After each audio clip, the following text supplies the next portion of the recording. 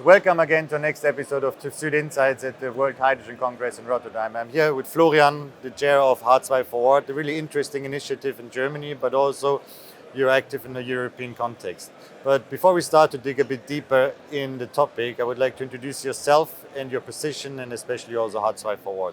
Yeah, I'm working at a Bavarian company called Energie Schwaben as head of climate strategy and government relations, but most of my work is really done in the German initiative H2vorOrt, which I founded and I'm chairing. It consists of, by now, 49 DSOs in Germany that jointly operate more than half the German DSOs grids, and two associations, DVGW, the German Technical Association, and VKU, the German Association of Municipal Utilities.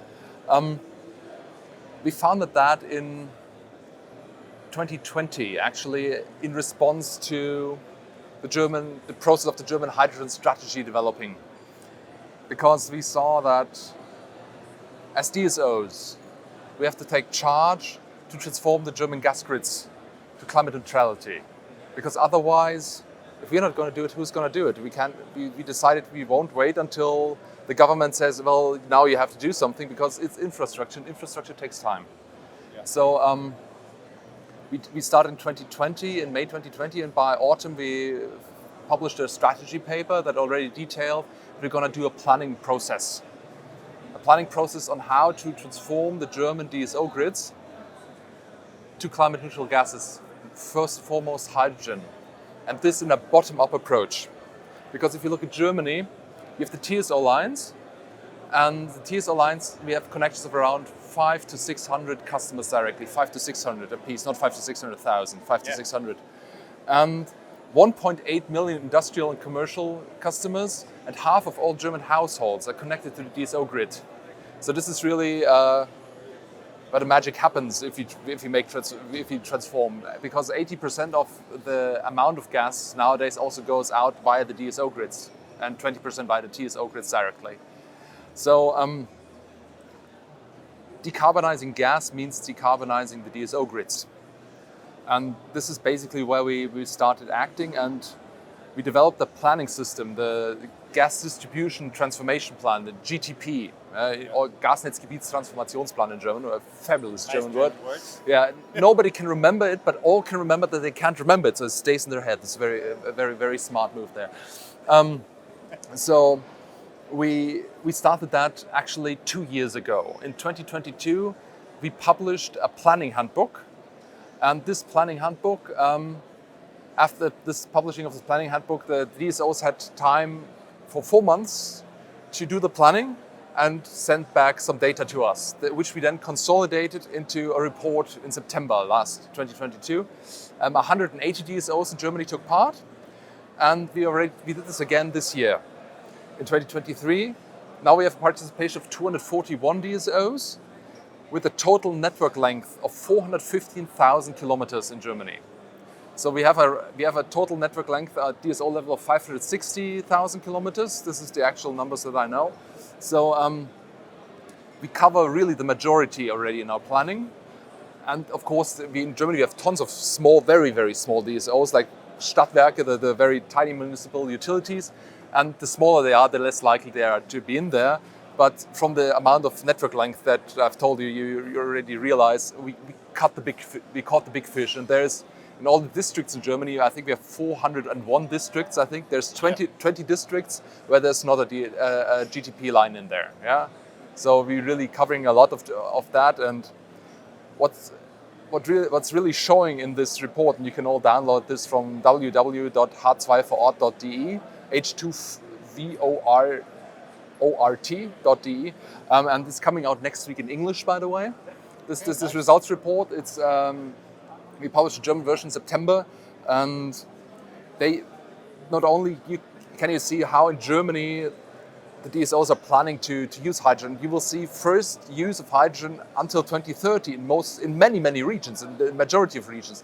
This doesn't mean 100% conversion, but it means first injection of hydrogen into the grid in some local area. Yeah? And the first 100% grids in the majority of Germany will arrive in 2035.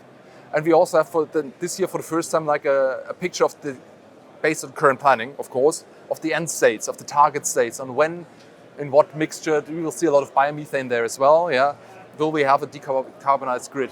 And it's not only the planning on the grid side that we did, but also those 241 DSOs talked to their municipalities and talked to the biggest customers. So we have data talking to close to 1,000 municipalities about whether they want to use hydrogen. And contrary to many studies that are relying on some assumptions, the result is really baffling. 5% of municipalities say they don't want clean gases. Yeah. 5%. The majority says definitely, and the sizable portion says, yeah, it's a good option. We're not sure, but it's a good option. But the majority says yes, definitely. And we also talked to close to 2,000 industry customers. And more than 3/4 of industry customers that are now connected to the gas grid want hydrogen. The bigger they are, the more it'll be. But even the smallest category, I think, is close to 70%. You can see that although everyone knows the plans for the European hydrogen backbone, like the plans of the transmission system operators to create the European hydrogen pipeline system, like the first transitions or the switching from natural gas to hydrogen is happening in the distribution grid. But I mean, there's also a European initiative on the DSO level. You talked a bit about it before, but can you explain a bit how this is working? Yeah, sure. The initiative is called Ready4H2.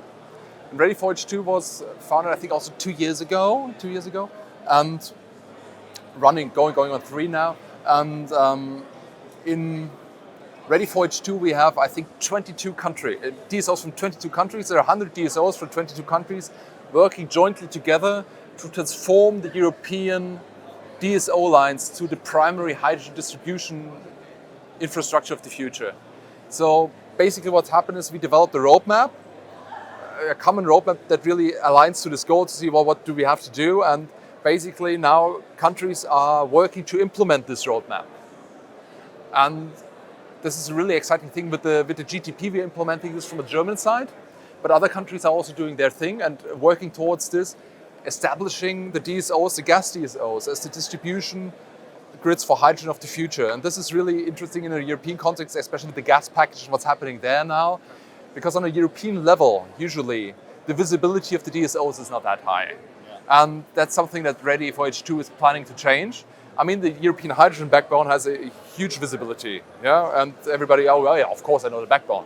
Yeah. But what we as DSOs need to do, we need to rise up and face that on eye level and say, yes, of course, but we are also transforming. And if you go into the areas and not just the big lines, yeah, I mean, then this is also happening, yeah, and we have to show Europe that it is happening. So this is, so we are working here on pushing the communication that we are also, people know, yeah, the DSOs are happening, and that the industry customers know this is happening. This will happen. Of course, it will be different in all the countries. France might go a bit more towards biomethane than other countries, and they will have their nuclear hydrogen and whatever. Yeah. But we have to find solutions on a European level that aren't too narrow, that fit the scope for everyone. And that's really the thing also, and that connects it also again to H2vorOrt, which translates to H2 on site, basically. You have to find solutions that work on the local level. You have to find solutions. You have to create solutions that work for the municipality there, that works for the industry customers there, that provides half of the jobs. That has to work for the municipality in terms of local heating plants, or when they come from the EU, local heating and cooling plants, kommunale Wärmeplanung in Germany, yeah. Where they have to provide plans on how to provide heat in the future. And this is something where we, with our plans and our talks to industry customers, are laying a foundation, an invaluable foundation to build up upon, because you cannot do heat planning without an integrated infrastructure planning. I fully agree. Yeah. But there's only one thing. I mean, of course, the DSO, or the distribution, is one of the key aspects in the future hydrogen economy. Yeah. But somehow the discussion on transmission level is made far less controversial than on a distribution level. I mean, we talked a bit about it before, that especially in Germany, there was a study that was published seeing a lot of stranded asset in the distribution grid in the future, because we will use less natural gas. So, and I'm pretty sure that you have a concrete opinion on this topic. So can you perhaps say something about it? Like, how do you see the role of the distribution grid in the future and in the hydrogen economy? Yeah, definitely. I know the study you're referring to Agora, yeah, and it's always a question of who is publishing what. And we all know Agora, and we all know that they have a certain ideology. This ideology was also present with their former head being state secretary in the Ministry of Climate, who is now not state secretary anymore. So there is also a change happening there in terms of openness to. But as soon as we start moving away from being open and enabling communities to choose what's right for them, and go into ideological, some people say religious debates, yeah, then things get complicated, because we need to open things up, we need to enable. The problem with studies is the following: studies are always point models.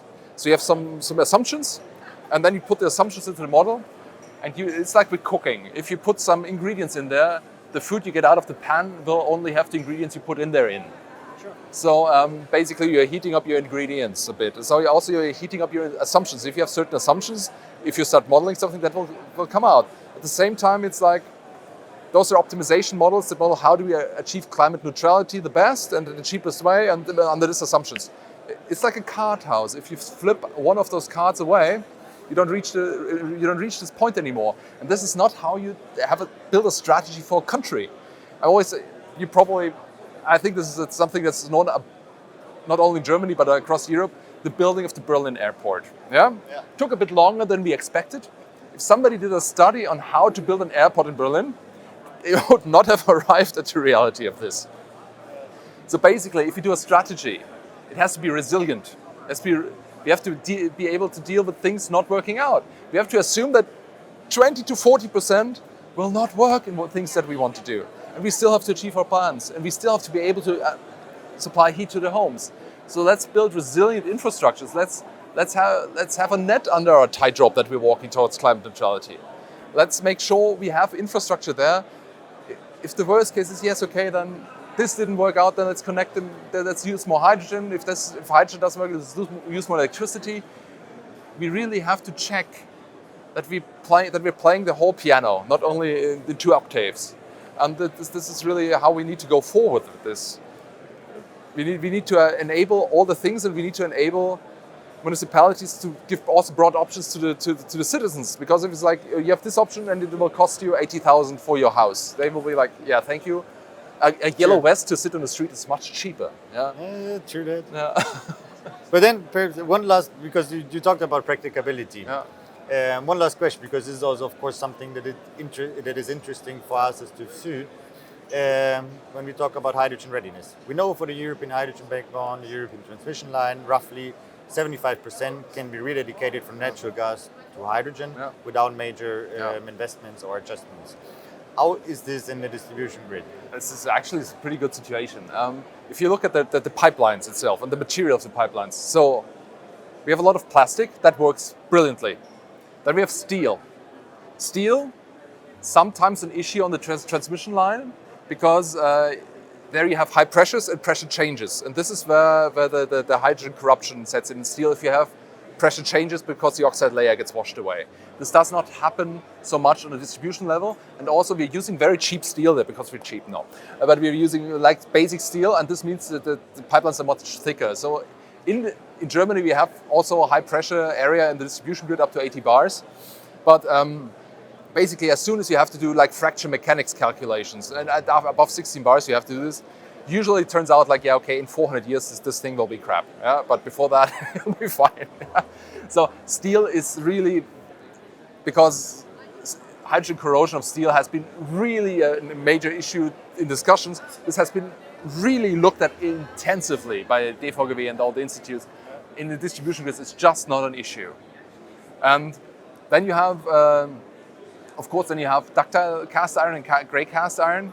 I mean, grey cast iron you shouldn't even use for natural gas. Let's be honest. So you should rip that shit out and replace it. Sorry.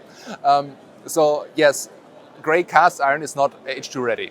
In ductile cast iron, there's now results from Spain that it's pretty good results. So that you could probably, you might want to replace it eventually, maybe, but it also works with H2. So from the materials of the piping, in Ready4H2 we did a study, I think it was above 96% or above that, all the pipeline materials in back then at those member DSOs were at the level where this is fine. So yeah, if you want to take out of commission those gray cast iron things, of course, yeah, you should in any case, yeah.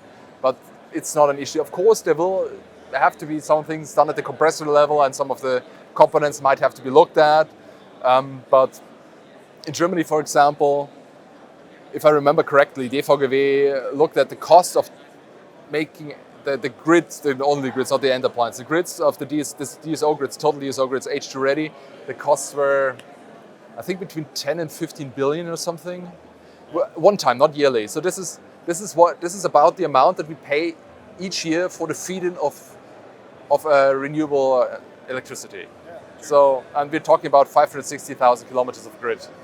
So this is on a population, on a country scale, this is not much money. Okay, Florian, then I think this was the end of the interview. Thank you so much. It was very interesting and fun talking with you. It's a pleasure. And yeah, hope to see you soon again then. Yeah, a pleasure.